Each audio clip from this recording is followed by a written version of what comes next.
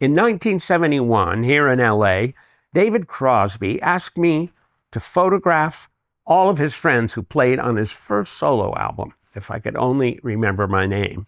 So we flew up to San Francisco and drove out to Grace Slick and Paul Kantner's house, where a bunch of his friends had gathered, the people who played on this album. There was Jerry Garcia and Phil Lesh from the Grateful Dead, David Freiberg from the Quicksilver Messenger Service, and a few other friends. And they sat around smoking God's herb and talking and laughing and just spending the afternoon together. And I got to sit right in the middle of that whole scene and just photograph them all, kind of like a fly on the wall. At one point, Jerry Garcia was sitting on a chair, and he turned to look out the window, and so the light was coming right out in his face, and I took a great picture of him, framed up very nicely. And we're happy to release that photo now with the Jerry Garcia family to celebrate the Grateful Dead's Person of the Year Awards at the Grammys.